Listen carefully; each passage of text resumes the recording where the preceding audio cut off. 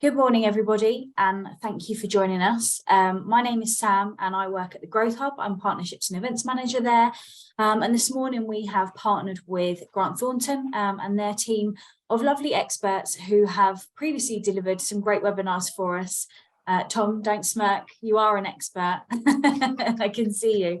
And so they're going to be talking to us this morning about business resilience and how to sort of get through what is quite a challenging time at the moment for businesses. So I'll be handing over to them in just a couple of minutes, but I just thought before we got going, I would just tell you a little bit about the Growth Hub, and on the screen, hopefully you can see there some of the support that we have available, and this is all available to businesses free of charge that are based in the South East Midlands. So that's anywhere from as far south as Luton, and we go as far north as Northamptonshire, Kettering, Corby Way, and then everywhere in between, Milton Keynes, Bedford, Dunstable and surrounding areas. So for those that haven't heard of us before or don't know about what we do, we are the business support arm of SEMLEP. So we work under the South East Midlands Local Enterprise Partnership, and we are, as I say, the business support arm of what the LEP does, and everything we do, all the programs that are available, support, mentoring, coaching, one-to-one guidance, events like this one, webinars, workshops, they're all available free of charge to businesses that cover based in the region that we cover. We do things like scale up programs, so that's things like our growth curve program, and we work with some of the universities in the area to deliver that. We've also got things like our Foundations for Growth program, which is something that our team of in-house business advisors deliver, and they will work with you on a deep dive into your business, acknowledging challenges that you might be facing and helping you to find the solutions for that. And we do also sometimes have grants available. There is a few small pots of grant funding available at the moment. So please do come and talk to us about those if that's something you'll be interested in. And then if we can't sort of support you in-house, if for whatever reason your challenge is very, very specific, so I'll use the example of perhaps importing and exporting, you might have a very specific challenge around that. We know the people that can help you, so we can direct you and refer you straight into people like the Department for International Trade, DIT. We've got specific contacts there that we can link you up with directly to get you that support as soon as you need it and as quickly as possible. So that's a quick overview about the sorts of things that we do. And if you have any questions on that, please pop your questions in the chat throughout the session, or pop your email address in and I can take that and come back to you. And then we will have an opportunity at the end, once the guys have done, have gone through their sort of presentation, we will have an opportunity at the end for you to ask any questions about either what we do, about the webinar that you'll have just heard, or everything and anything else in between. So if you have any questions throughout the session, please do pop them in the chat. And we'll get to those sort of at periodic points throughout, and then we'll also take any questions at the end. So without further ado, I'm going to hand over to the Grant Thornton team, and I think Tom is probably up first. Thanks, Sam. Sorry. Good morning, everyone. Great to see some familiar faces on the call, and delighted to be here today, continuing our work with the Growth Hub and supporting them in all of the great work that they do. I'd also like to think that we have a stellar cast of colleagues with me today. So Sam, if we just click through, I can make some introductions to the team. So I am Tom Rufford. I'm an Associate Director at Grant Thornton with a focus really on all things economy, politics and public policy. And I'm joined by Kev. So Kev, do you want to say a little bit about yourself? Yeah, hi, I'm Kev Wilson. I've worked in consultancy now for 12 years. Before that, I did a proper job. Worked in manufacturing, distribution, food and beverage, but my focus within consulting is very much around sort of business profitability and turnaround. Thanks, Kev. And Duncan? Well, really nice to meet you all.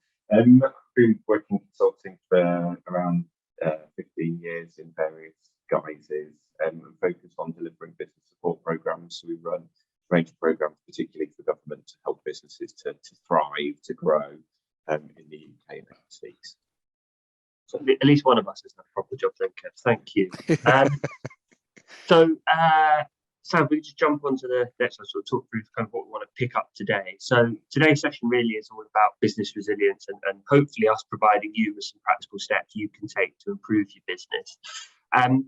We're going to start with just myself on a little bit of an update on, I suppose, the political and economic landscape before we jump into sort of the real meat of the conversation. Really keen that today's session is less broadcast and much more interactive. So please do switch on cams, unmute, raise questions, share sort of situations that you're facing, and do please probe. I'm going to say the two experts of Kevin Duncan in particular in terms of the practical steps you can take. When we get onto the sort of the main bit around building business resilience, we have these sort of 4 key areas, and we'll pause at the end of each of those and open it up specifically to challenges in that space. So please don't be shy. We don't bite, and do please use this as an opportunity, I suppose, to grill the experts and get some free advice on any challenges that you're facing. So I guess without further ado, I'll just jump into sort of where we are in 2023 and what the year ahead might hold. Thanks, Sam. So 2023, off the back of, let's just say, an eventful 2022, just the 3 prime ministers last year. Hopefully a little bit more stability in the 12 months ahead. Just trying to put some broad numbers out there to try and pick up sort of the position that we're in and what we might expect over the next 12 months. Obviously, everyone will be aware that the UK is currently in the process of reaching a technical recession, if we're not quite there yet, and the outlook for the year as a whole is frankly a bit negative, with growth forecast to fall over the year as a whole. Unemployment looking like it's going to rise slightly. Some good news maybe in that we feel like we're through the peak of inflation. So inflation up around 11% at the end of 2022. Obviously still high at the moment, but expectations are that will fall rapidly throughout the year, with sort of an average of 5% for 2023 as a whole. Interest rates obviously rising steadily, but speaking to a colleague who works in asset-backed securities, his whole life is about interest rates, suggesting that he thinks, and the market is implying, a peak of about 4.5% midway through the year. So how quickly those rates will fall after that is yet to be known, but thinking that is the highest number, which is down from, I think it was implied at 6 points last year. So that's some relatively good news. Optimism, we'll get on to sort of what our clients are saying, but it depends on who you ask. But I suppose our international survey suggests that UK optimism is falling. We saw the results from business confidence, consumer confidence monitors out there. Worst ever results in sort of the end of Q3 last year. Those are picking up, but they're starting from a really low base. So sort of a challenging year ahead, I think, is probably the most polite way of describing what 2023 looks like. From a political perspective, obviously some key drivers out there. So obviously cost of living will be front and centre of the government's policy making. We saw Rishi Sunak earlier this year, the Prime Minister, set out his priorities for the year. So all around grappling with inflation, trying to grow the economy, get national debt down, reduce NHS waiting lists. Those are all, I suppose, admirable tasks. We'll see how successful they are on it. But I suppose the key point from a political perspective, really, and what matters to businesses is what might they do to help. So got to appreciate that we're in, fully in the run up to the next general election at this point, and the government are in a precarious position in the polls, and will be looking to do what they can to turn that around. Got budget coming up in March. There isn't massive fiscal headroom, but always expect a rabbit or two to come out of the hat. And I think the real focus for government at the moment will be around trying to support the labour market and get people back into work. There's still a large number of economically inactive members of the UK population, and they'll be looking at measures to try and ease them back in. And obviously, tax changes and tax cuts are obviously really appealing to political parties, and this is the time when those sorts of things start to come out. So potentially some silver linings on the rather dark clouds of 2023. So Sam, if we just jump on to the next slide, thanks. What we're hearing, what businesses telling us, what matters to them. Again, with all of these things, it sort of depends who you ask. We do a number of surveys at Grant Thornton looking at kind of where's the SME mid-market in terms of the UK and the UK in a global space. And the results are sometimes varied and sometimes similar. So confidence in the UK seems to be on our more regular UK tracker higher than expected. I would say that this survey does always seem to be the optimistic end of the spectrum, but potentially some good signs in there that things may not be as bad as other indicators suggest.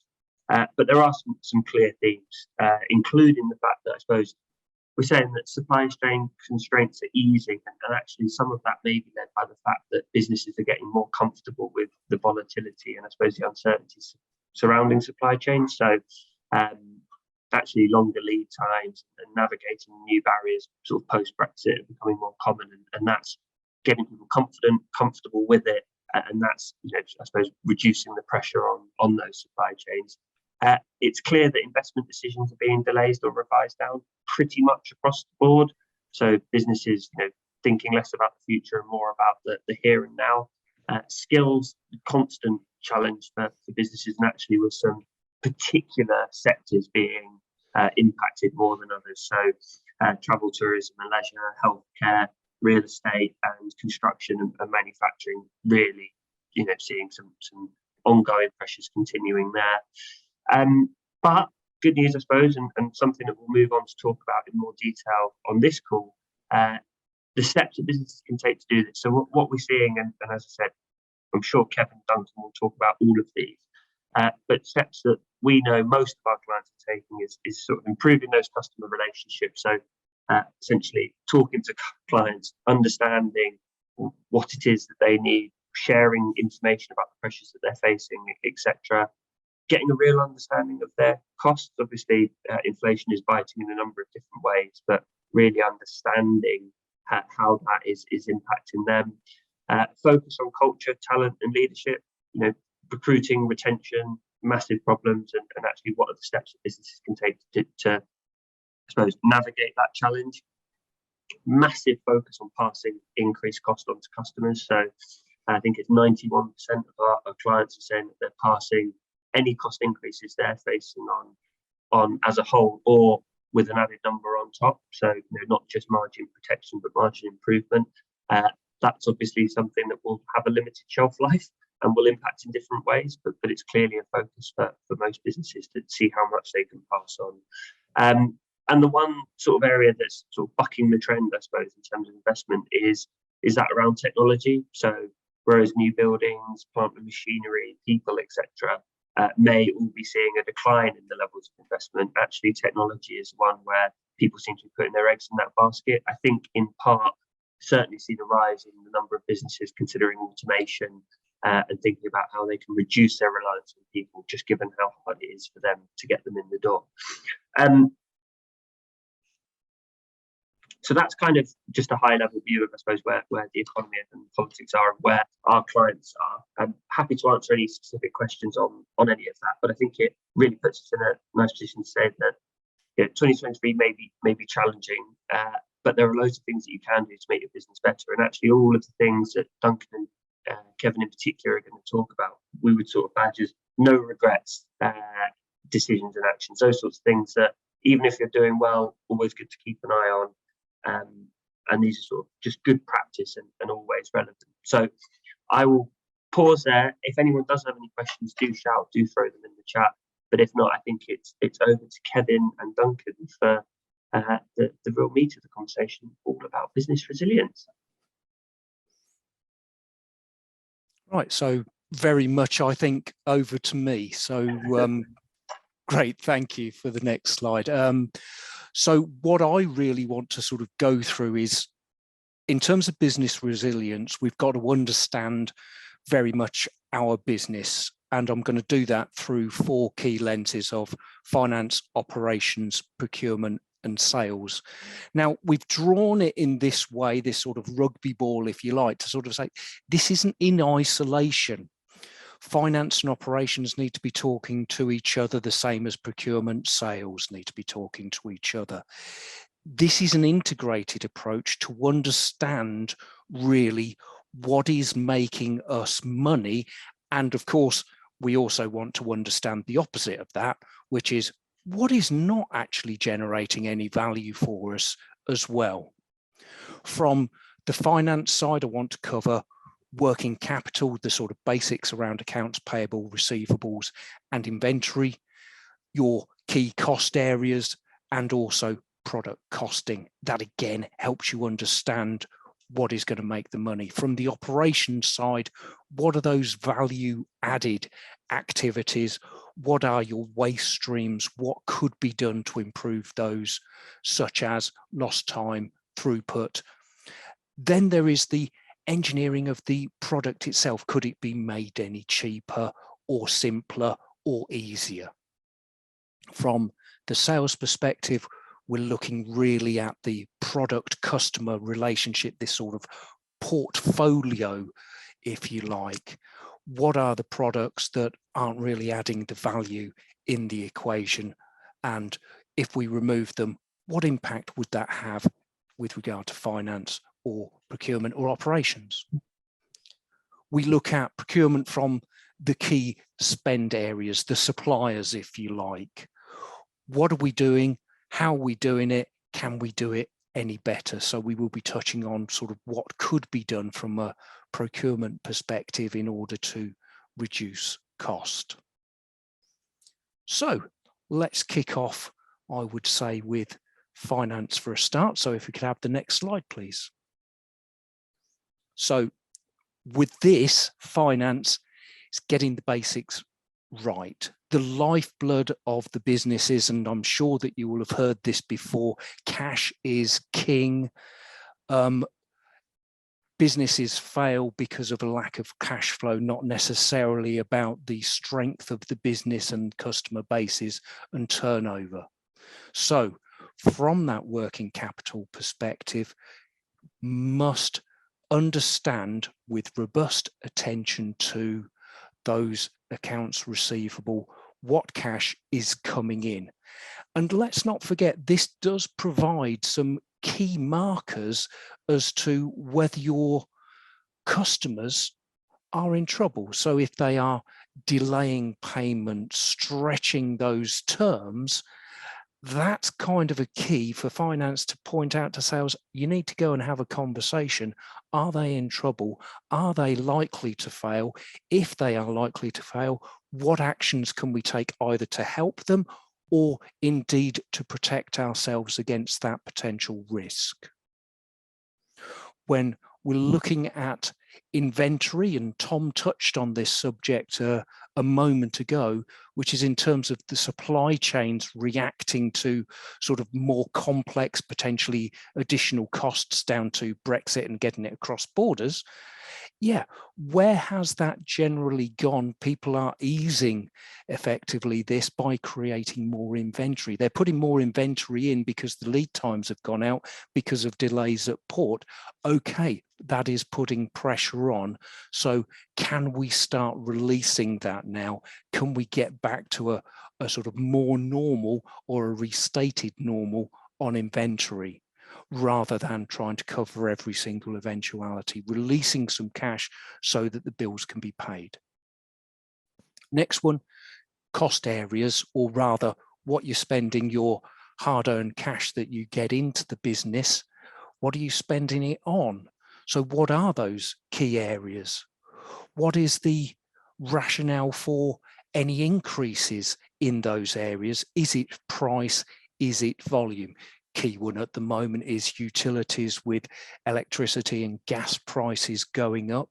But are you actually using more gas and electricity, or is it purely price driven? Let's understand that equation, and that goes for other products as well. And the relative importance. Do you absolutely need to buy it? Something like insurance, of course, that's a given. it's imperative? Or is it nice to have, such as subscriptions or industry bodies? Or is it a get rid quick, we didn't realize that we were spending money on a service that we don't actually use? So let's trim some of that fat in order to optimize. Look at product costing, the way that you cost your products. What is the material, labor, packaging elements? What is the margin that this is producing for you from the volumes that you get? And in the round, we talk about that portfolio again, so this should be done in conjunction with sales, is what is your overall customer margin from their basket of goods that they buy? And what is the level of importance? Are they a strategic customer? Are they one that can be lost? Think about trends over the past few years. There's not necessarily been a period of stability, but you can look at the amount of turnover, for instance, month on month, year on year against a customer. Are they increasing? Are they declining? How is that affecting you? What is the sales? What is the mix of products that is being bought? Is that shifting? And is that in a positive or a negative way? From those trends, you can perhaps run a bit of a what if. So if this trend continues into this year, next year, the next few months, what does this mean for us? And when we're beginning to understand these things, we can then decide what actions are we going to take. Thanks. Just going to pause there for a moment. Really sort of tangible, actionable points that you've raised there, Kev, for all the people on the call. And it'd be great to just get some reflections from those attendees that are able to come off mute and ask questions or make comments to see what they're seeing and thinking about in this space. Wash will just take a moment to collect your thoughts. I suppose just the one thing that I'd add is a lot of what Kev said there, it comes down to, I suppose, forecasting and analysis, doesn't it? And taking that time out to really look at the financial management of the business and really understand, you know, what's happening now, what's happened previously, and what that might mean for the coming months and coming year. I suppose just to reflect on something that we hear across a number of the programs that we run to go with that is how that kind of financial management side of things fits with people's time management as well. I know we've got some small businesses on the call, and there's a lot of different things to manage when you're running a small business. And the financial side of it is just one alongside sales, operations, and everything else. But I suppose it's just that point of there's, as you're thinking about the resilience of the business and dealing with certain challenges sort of at the moment and coming up, there's really nothing more important to be spending your time on than really understanding and analysing these things. So I just add to Kev's sort of points around also just thinking about how you're making the time in your day to prioritise this activity. And yeah, when you think about what you're going to spend your time on and whether you spend your time on the urgent stuff or the important stuff, this absolutely does need to be right at the top of the list of the important stuff. And thinking about how you're making sure that on a regular basis or day by day, week by week, there's time in your calendar to think about updating cash flow forecasts, to think about cost analysis, to think about how you're pricing products, and particularly, you know, that scenario planning and understanding what trends are emerging in the business. So yeah, absolutely, yeah, I agree. Enough time for people to just think about if they've got any questions or comments that they'd like to come in with on the financial management side of things. I try not to pick on anyone. I'm tempted to. I mean, I do have one. I can provide one. We've been working with a client. This is a large manufacturing business in the food industry. but they got notice that you know, one of their major contracts was going to expire, and you know, it was very much around, oh, we'll muddle through the way that we always thought. But then when the impacts of it started coming through, they had to model it an awful lot better, and they've lost a good few months, shall we say, by thinking they would be able to get through before the impacts became tangible and reality, to now having to rush to a point of what changes they need to make. By getting these sort of trends, the costing, sort of the what if analysis, you're basically preparing ahead for a potential scenario, which means that you can put plans in place, which means that you're ahead of the curve. You know, when you see these things beginning to happen, you can take action quickly, which will help you in the long run. They're always going to be painful, and I make no bones about that. You know, this is difficult and challenging stuff, but the sooner that you can get started on it, the better in the long term that it will be. I mean, if it's just as simple as depending on how people across the group do their budgeting at the moment, if you've got a sort of relatively straightforward baseline budget and maybe a stretch budget of just thinking about what the permutations of that might be, depending on a number of key variables through this year. Okay, if there's no further questions on finance, last chance. We will come back to a quick opportunity right at the end, but let's move on to the next slide, Sam, if we could.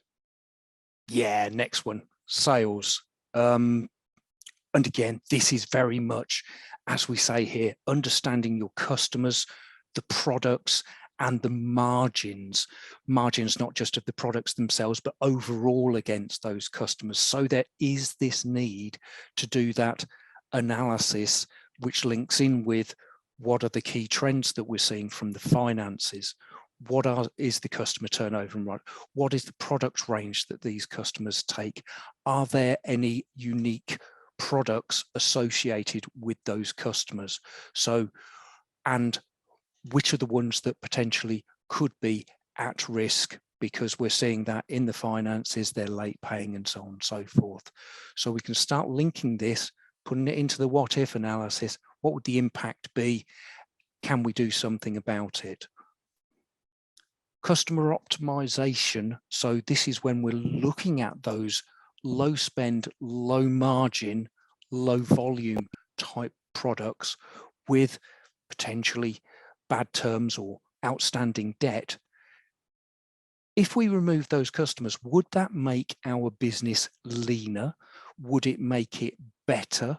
Would it have a positive or negative impact? Or would it enable us to do something differently that would mean that we would be in a better place? Now, this might be that we do a product range that is difficult to produce, or it's a service that we offer to them that is difficult to do. It is costing us more and we don't make an awful lot of money out of it.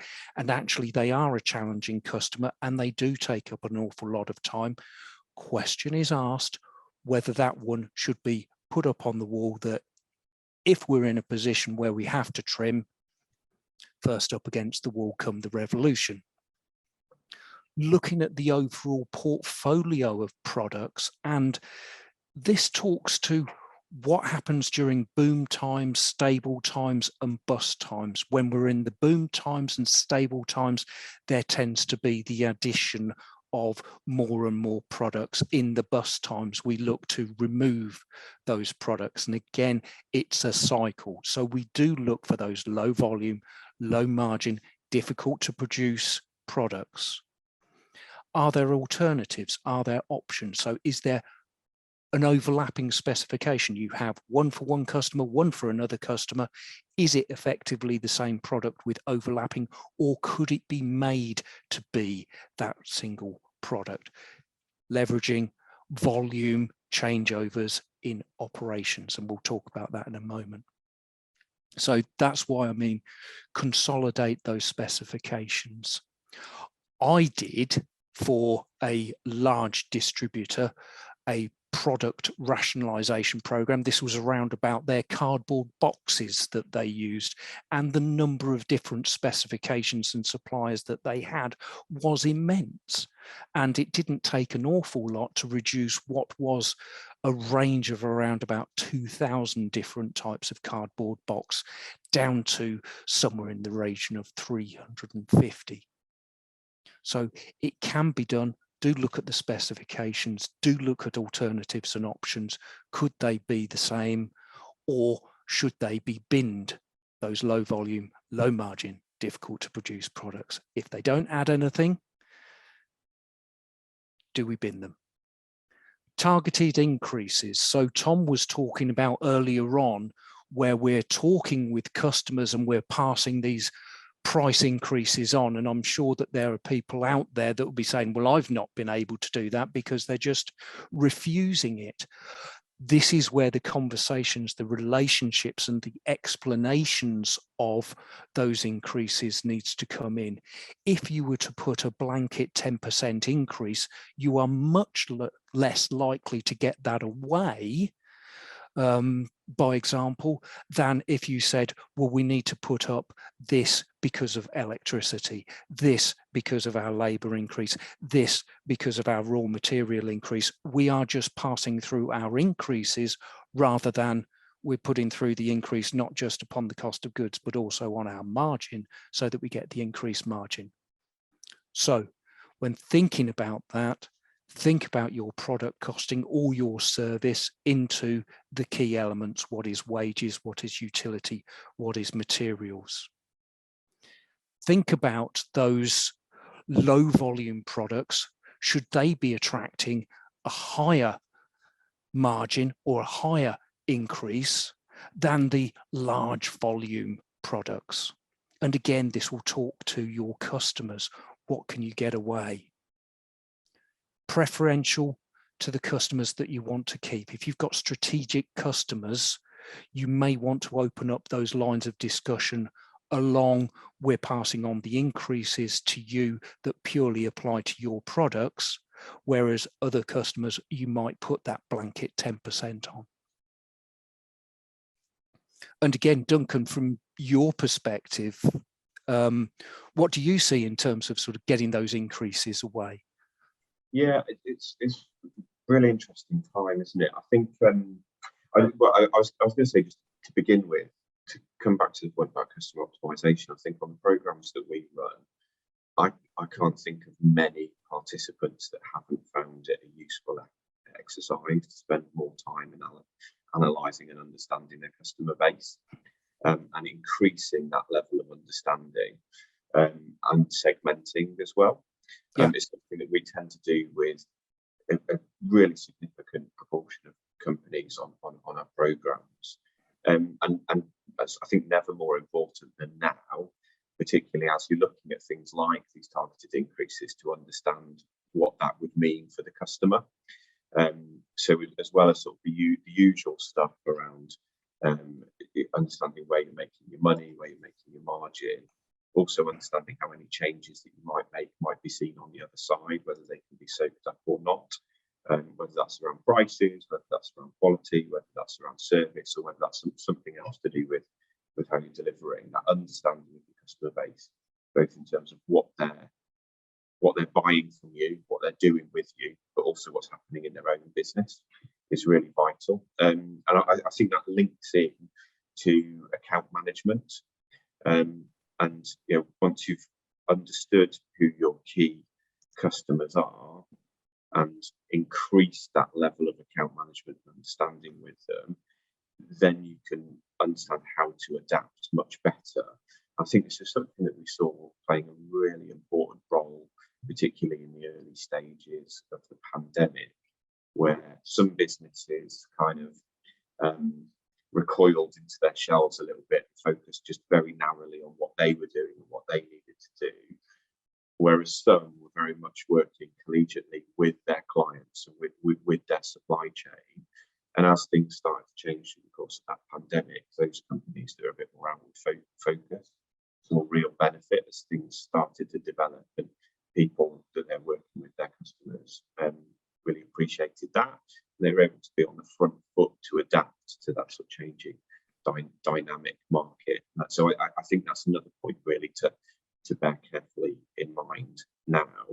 And just the other point that I wanted to make on this, which again relates to this sort of dynamic changing environment, is whether in your sectors demand is changing at all, given some of the sort of wider issues in the economy.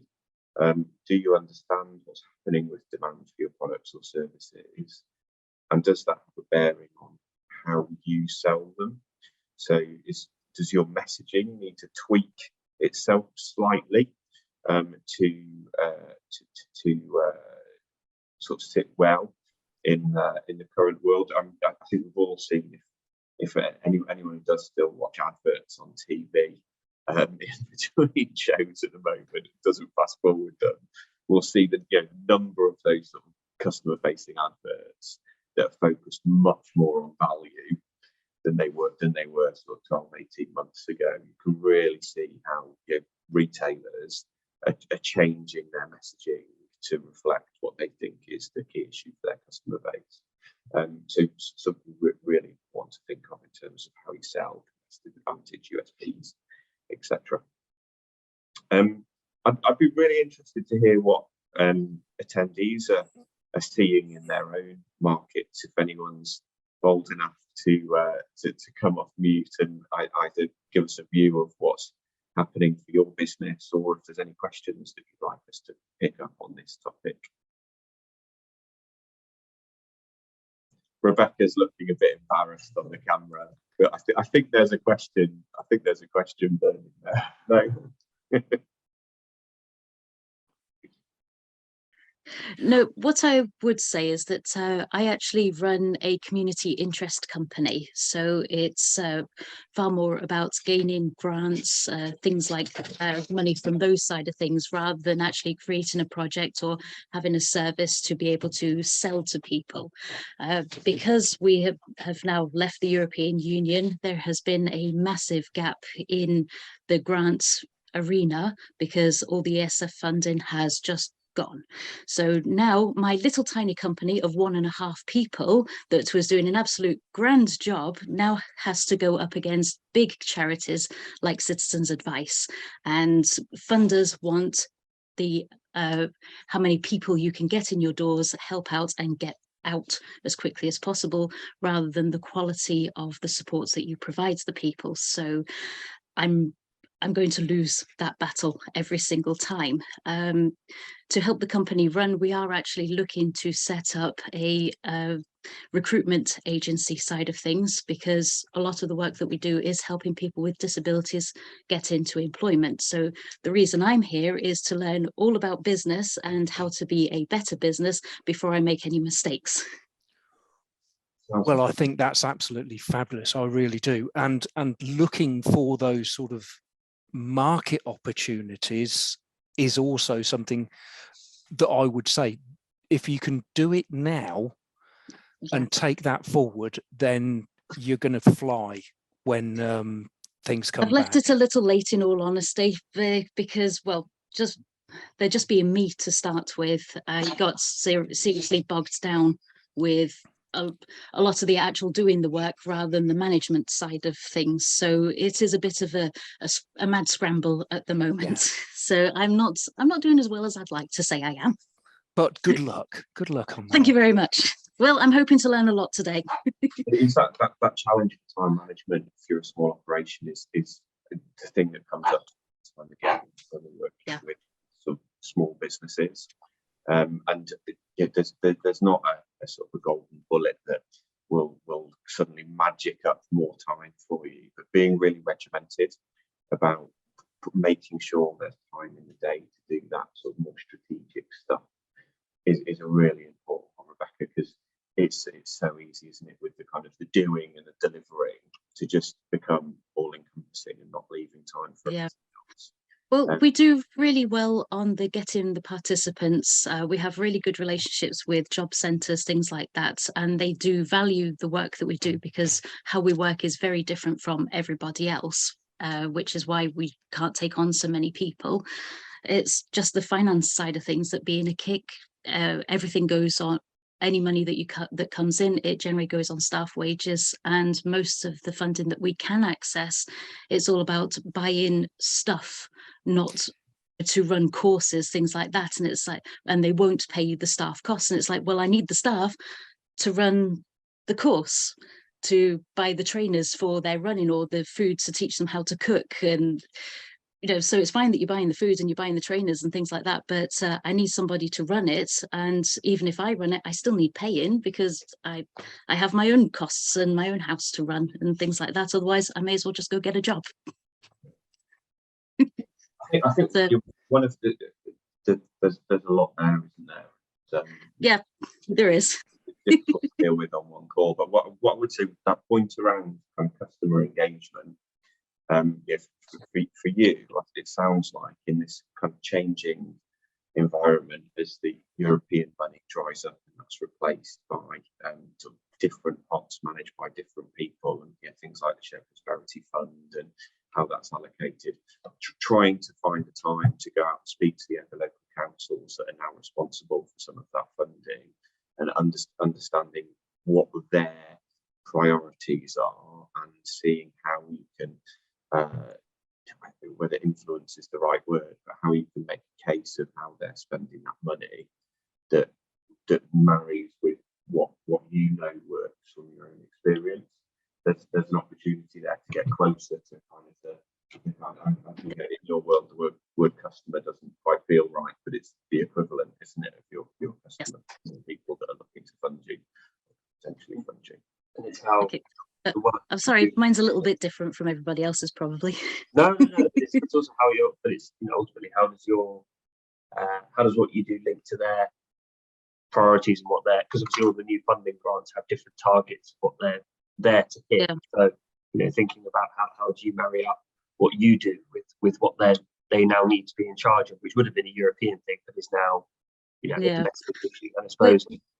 Go on. Sorry. I was just thinking, because we're currently writing quite a few bids at the moment. We fit all the social side of things. We fit the social impacts and the helping the people into work, all of that kind of thing. It always comes down to the turnover for the year and how many people can you actually help. And when I say I can do 50 to 100 people, it's like, well, we're getting this company over here wanting being able to take on thousands, so we're going to give them the money and not you. And it's like, it's only £4,000. How much work should you get for that? Yeah. Well, I think that's a changing side of public procurement in terms of what, especially with the push towards SME providers as well, so potentially an opportunity. Yeah, but in terms of the wider, learning from this. I mean, I always learn when I listen to Kevin Duncan talk. But just to point out, which I don't think we did say, but we will. Slides will be available, I believe. So obviously. I think he's got that's on here. We will share these as well, so you have a little, I guess, pack to stimulate thinking afterwards. So yeah, don't worry about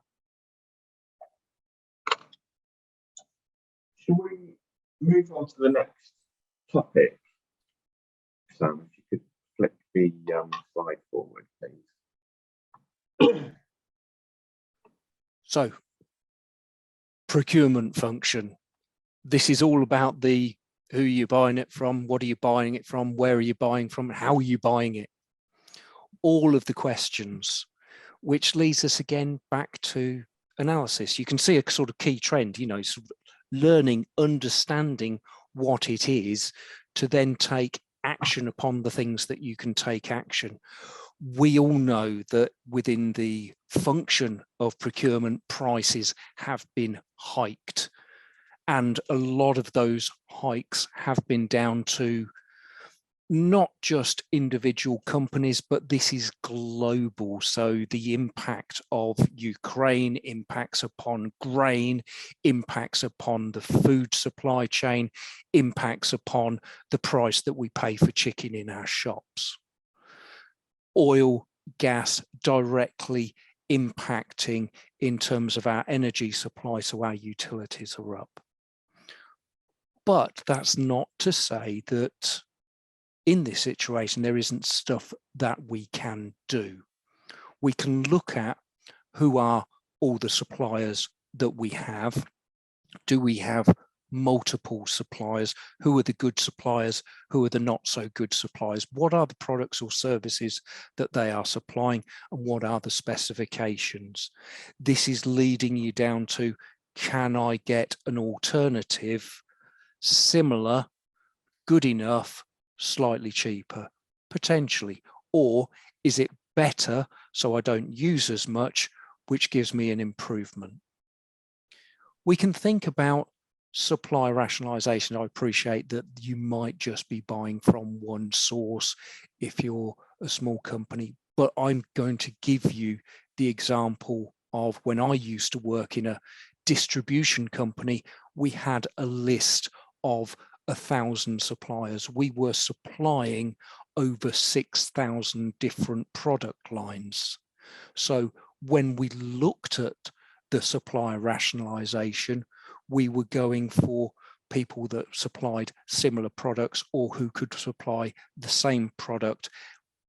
Making the supplier list smaller, buying the same, increases the amount of money that you're spending per supply, which means that you can make savings on cost of transport. You might be able to negotiate better terms. You might be able to get a volume associated decrease in price. When we do this rationalization, do you need it? Can you get it from an existing key supplier? That was my example. Or are there similar alternatives, or those overlapping specifications? What else? Well, if we take an example of stationery, this is something that almost every company has to go out and buy. Not quite so much now with emails, of course, and we don't print as much, but stationery is something that everybody buys. Well, do you have a local group that you're part of? Could you come together to buy better? So local business contacts, customer, supplier relationships, get those customers and suppliers talking to each other, have a bit of a forum, see what they spend on stationery, where do they get it from? Can you buy it better using that leverage supply? Or maybe even through a trade association. So using buying groups means that you're buying together in order to get that price down. Think of it similar to, I'll use the example of oil supply. If you're all in a village, everybody is buying oil because we're not on mains gas. What you do is you come together to buy a full tank, and then there are 3 different delivery spaces for it. You can get that price down because it's a full tank supplied to one location effectively. The other side of it is looking at the actual stuff itself, cost and value engineering. So cost engineering might be your Mars bar goes from 40 grams down to 35 grams. Yep, you've effectively cost engineered that down. Value engineering, and I love this example, and it's probably apocryphal, but the USA in the space program spent millions on getting a pen that would write upside down. The Russians use a pencil. It's, can you get something to do the same job for effectively cheaper? So can you make it cheaper? Removing some of the whistles and bells, if you like. Is there an equivalent cheaper alternative? Pens, pencils, as an example. Can you simplify it? Can you, so long as this is not affecting your USP, if you like, and I will caveat that this can't be done just in isolation. Procurement, sales, finance need to be linked. Can you simplify it so that you don't buy the additions that are not a value add? And this might be, and I use the example of cardboard. Are you buying the right grade of cardboard in order to ship your product? Can you go down a grade, in which case that might give you a saving?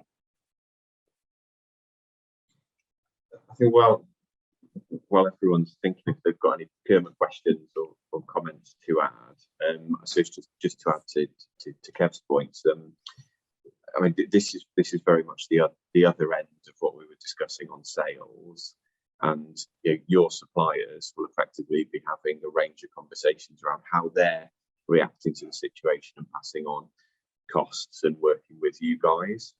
I think there's a similar point to the one around working more closely with your customers, to working more closely with your suppliers as well, and understanding what they're trying to do, what their pain points are, and making sure that they understand yours as well, and whether there's sort of compromise or other solutions that can be met, rather than just a simple change in the price list, which becomes a yes, no, find someone else conversation.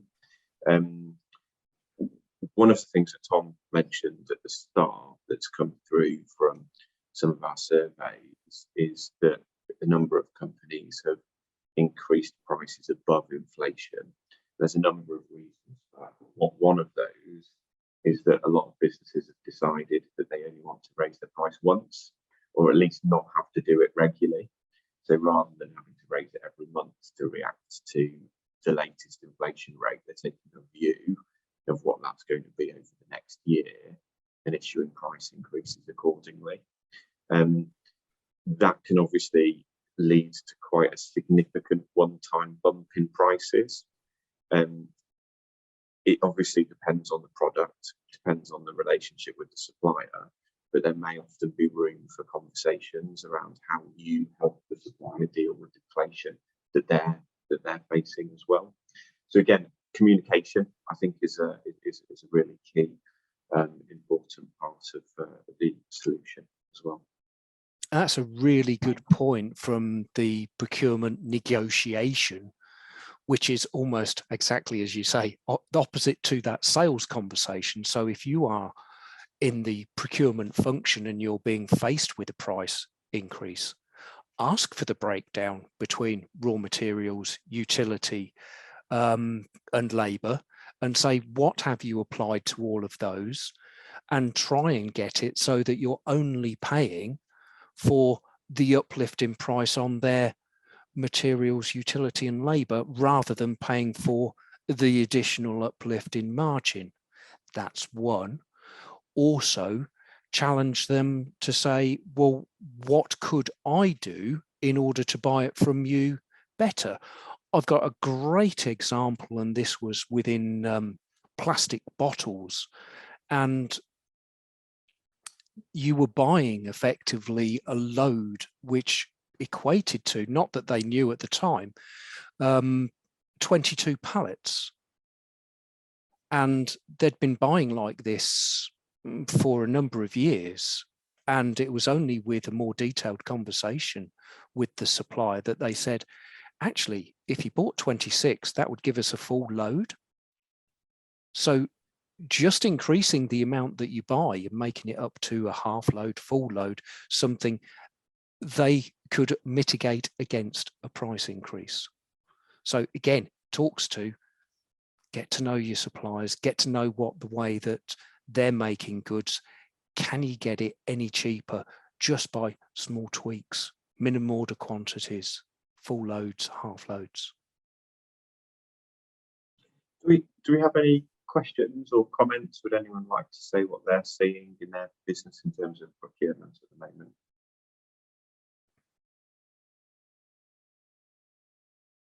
Okie dokie. Well, if we move on to the next one, please, Sam. And I am going to apologise. This comes very much from sort of my background within manufacturing. So this talks to when you are making a product in terms of the operations. But if you were a service, the same analysis on time lost still applies. But let's go through them. If you're manufacturing a product, So what is your waste stream here? What's your overuse? What's the amount of scrap they're producing? Could you, and this is often seen in relation to rate loss, which we'll come on to, is can you slow down and actually make it better and get a much better hit rate of right first time? So in terms of your overuse and scrap, you scrap less. Do you, and I'll use the example of a packet of crisps here, if it's 35 grams and you're filling it to 37 grams, are you giving away too much? This might be, and it could be the amount of glitter in a card or something of that sort of ilk, if you like. What is your quality loss? What is the amount of rework? What are the reasons for that? Do you have to make it again? Could you make it better right first time from the off? What would it take for you to do that? So that covers the sort of waste side. There's the lost time. So machine downtime. Think about if you need to change a machine, change dies or things within the machine to do a different product. That's machine downtime in setup and changeovers. What makes the difference to that is your production runs. So if you do more, the less proportion of time is spent on setups. This talks to that sort of 26 versus 22 pallets of bottles example. What's your best optimized number for your production batch quantity? Talk to sales. Could we get them to take a full batch? That could mitigate for your customer against a price increase. It would help you optimize what you're doing with your time. And what about waiting time? Sort of labor, materials and equipment. This talks to set up once, set up correctly and do it efficiently. Make sure that all the materials for your production run are available next to the line so that you can do that full production run without having to run backwards and forwards to the warehouse. Rate loss, this might be slowdowns on, oh, we lost somebody, so therefore we've slowed the machine down. Quality, scrap, and potential bottlenecks. You're running fast, but then further on in the production line, they slow it all down, which means that the machine has to stop. Goes into rate loss. The product design and value activity, this again talks to what we were talking with sales and procurement, this value engineering. There is the same value activity within production. Can you get that product through faster, quicker, better if you simplified it? Are there non-value added activities within the creation of that part without altering, obviously, your unique selling point of what you're selling? So that again, these are things to look at, to optimize in order to make sure that you're not wasting any of that hard-earned cash that you get from finance, which mitigates against if customers push back against those price increases. Could you actually make it better yourselves so that you either maximize your profit or you're mitigating against those price increases? It's really interesting, isn't it? There's a lot to think about in terms of the operations. And this is a lot of this is just, it's good practice at any time, isn't it? But it's a really good moment in time now to just take that sort of laser focus on how your operations are working and where improvements could be made.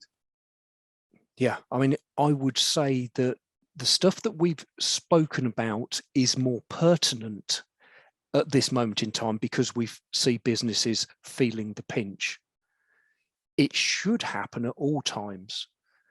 You know, Tom spoke about investment, and I see a cycle of these investments in that when you're making money and everything's rosy, you're not thinking about investing in automation that will save you even more money so that you make more money, because actually the payback period might be that little bit too long. But if you had it, and something like what has happened over the past 2 years has happened, then you would be in the best place to recoup and do better than your competitors now. And I'm talking about labour automation as a for instance here. You know, you find that in boom times, you don't want to invest, the payback period's too long, and then you end up with wages have gone up by 10%, would have reduced your payback period, just not done it. So there's never necessarily the best time to invest, but sometimes, you know, just getting it done is the best thing to do, because you don't know what's going to happen around the corner, and that could significantly have changed your model. Yeah, and I suppose the other point on investment to make is, you know, in an inflationary environment, we do assume that costs are going to be 10% higher in a year's time. It may be cheaper to make the investment now, depending obviously on how it's being financed, than it would be to wait, and both in terms of the blunt cost now versus what it'd be in a year, let alone obviously the opportunity cost of having a year without those efficiencies that it could lead to. Yeah, I mean, it's challenging those investment criteria. You know, your payback period is my classic, you know, and I see finance directors saying that it must be paid back within 3 years. I mean, why? Why can't it be 5? Why can't it be 7? The lifetime of the equipment is 3, 5, 7, 10 years. So why couldn't it be paid back over a longer period of time? That means that the investment decisions could be made when the access to money and your actual financial stability is in better health, rather than knee-jerking whilst we're in a bit of a crisis situation. Also, I suppose just to take some of these points and to apply them to services, or actually, you know, people functions within product businesses as well. This as Kev says, this does all still very much apply. You might use some slightly different terminology. I mean, in consultancy, waste and lost time, we talk about utilization a lot. You know, are our staff doing work for our clients, using as much of their time as possible to be doing work for clients, rather than the various other bits and pieces that people do. It's a good opportunity to look at efficiency as well across teams. You know, how are you making sure that everyone is really focused on the activities that add the most value to the firm? Is there some of those meetings that people have to go to that they don't necessarily need to be in? That old 80% rule of 80% of people's time is wasted in most meetings 80% of the time. Just having a look at whether you break people's schedules when they don't need to, it's stopping them doing the important things. And obviously that general approach on efficiency across team members. And you know, I think a really useful exercise, just to make sure that you're getting regular feedback across teams as well, for opportunities that they're seeing at the coal face, to be able to do things differently, more efficiently, to maybe stop doing some of the things that are sort of moderately useful but not vital. So again, it's that best practice at any time, but just a good opportunity to take a lens to all of this stuff to see how you're operating. Yeah, and I would reiterate that we've sort of taken these functions and spoken through them in turn, but this is not in isolation. I can't sort of emphasize that enough. Something that operations finds, I could do it better if, does that impact upon procurement? Does it impact upon sales? What then is the benefit through finance? That is a cross-functional spread. So let's get the opinions, let's work out whether it's worth doing it, and let's make it happen and see whether we can do that at speed. You know, it's getting everybody involved and making sure that this is the right thing to be done. You know, and if you're going to remove a customer, sales needs to talk to finance, sales needs to talk to procurement, because that might mean dropping a supplier. Are they a key supplier? Does it have a secondary impact? So whilst we've spoken about them individually, these are linked.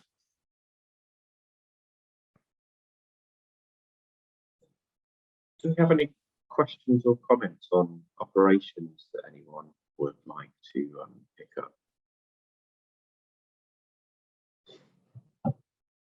Okay, I think now we had just the opportunity to pick up any more general questions. If there's anything that anyone across the attendee group would like to discuss in a bit more detail, would like to go in a slightly different direction, would like to talk about something that they're seeing in their own business. And obviously ask Sam any questions about the growth hub and the work that they're doing as well. So one of the other takeaways in terms of resilience on exactly that point is just making sure that you're using all the help available to you. There is a lot of support that you can get from the Growth Hub, particularly to help you to deal with all of these issues and much more. And I'm hoping just by writ of you guys signing up to this session that you're engaged with the activities of the Growth Hub already, but do take advantage of everything that they're able to do to help. It's never more important to have a sort of external set of eyes, ears and brains to help you to get to grips with the issues that you're trying to tackle.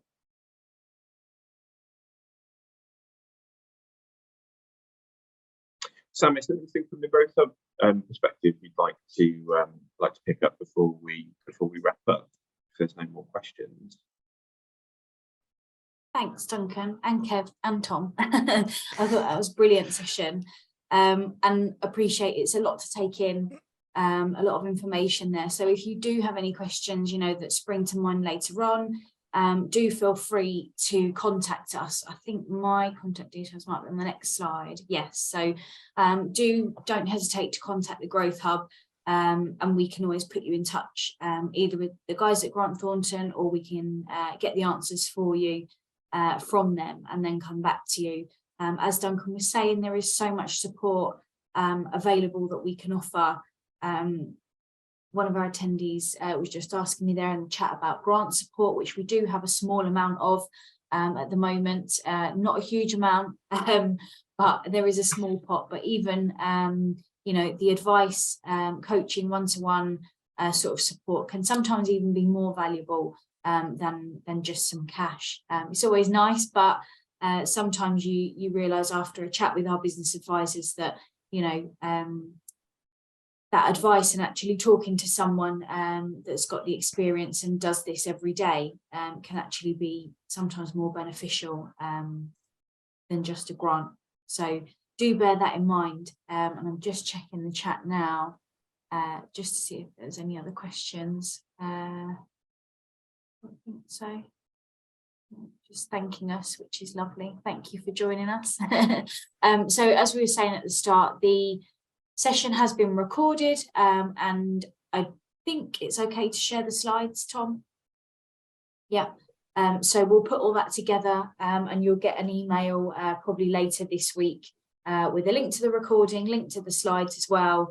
It will have my contact details on, so if there is anything that you forgot to ask now or that comes up later, even if it's next week or next month, please don't hesitate to just get in touch, and we'll be here. And Sam, I think there's maybe one question from Lindsay specifically for the Growth Hub. Know where to go for support and growing your business from one person to starting a team. So Lindsay, thank you very much for that. If you want to get in touch with us at the Growth Hub, we can set up perhaps a session with one of our business advisors to have a chat with you about that and look at sort of what options are available to you, and give you some support around that, if that's okay. Great. Yes. Okay. Brilliant. I think the email is on the screen there, so I'll leave it there for you for a moment if you want to take that down, or our phone number. You can give us a ring, and I think we even have a live web chat on our website now, so we're getting rather technical. But thank you very much, Tom, Kev and Duncan, as always, for your time and your expertise. It is greatly appreciated by us, and I'm sure everyone else that was here this morning. So thank you very much, everyone. Take care and have a lovely rest of your day.